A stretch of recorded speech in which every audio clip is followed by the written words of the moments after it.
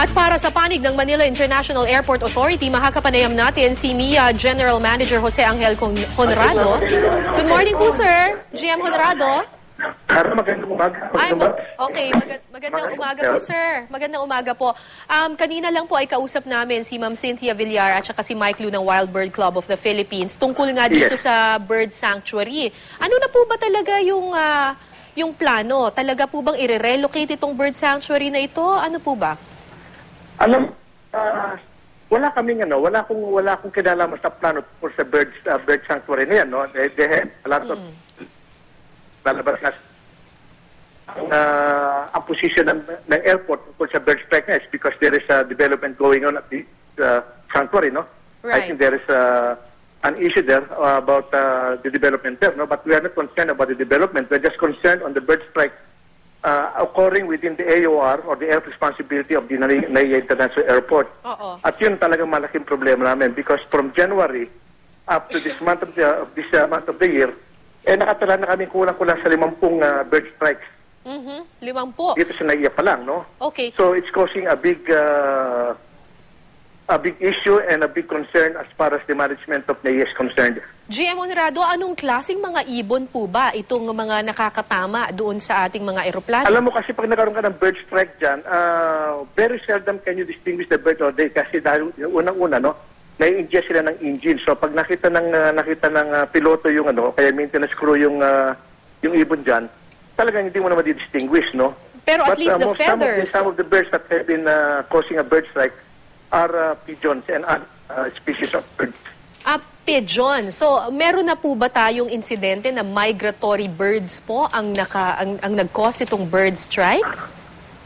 Basically, no, kasi ang issue namin dito is the migration birds or any kind of birds. No? Ang issue namin dito is the birds in general causing a big problem and causing big issues as far as takeoff and landing of big aircraft. Kasi it's very hard for us to identify kasi once na nagkaroon ng bird strikes sa aeroplano nga ako, it is almost impossible to recover the carcass of the birds. Okay. But pero yung mga na-recover niyo po, yung mga ibon na nakatira dyan sa sanctuary, dyan sa may Las Pinas area, Las Pinas Paranaque area, are the main causes and the main source of the bird strikes within the MIA area. Pero yung naano niyo po, yung na-record niyo po na mga bird strikes, mga kalapati po yung nakita ninyo, sir? We cannot identify kung anong klaseng birds na, no? Well, unang-una, we don't have the capability of timing kasi sabi nga, kung may isang pakpak na lang nakikita namin dyan. So, we're not on the technical aspect as to what kind of birds, no? Right. Really, wala pa kami statistics on what kind of birds are really infecting that, Okay. Ang concern talaga namin are the bird strike in general. And kasi ito po yung issue ngayon, yung tungkol dun sa bird sanctuary. Ang position po ng MIA, do you want the bird sanctuary removed para po sa kaligtasan ng ating runway? Talaga, for the sake of safety, because the bird sanctuary is too close for comfort. Halos nasa flight path na sa aeroplano, pag ginagamit namin yung runway na coming in from Las Piñas, Parañaque, talaga nasa landing pattern na siya. Nasa low final na isang tinatawag na yung low final, yung halos palanding na siya. At pag ginagamit naman ni other side of the runway, nandun siya sa take-off area, dun sa climb area siya. So talagang napakahirap ang mangyayari.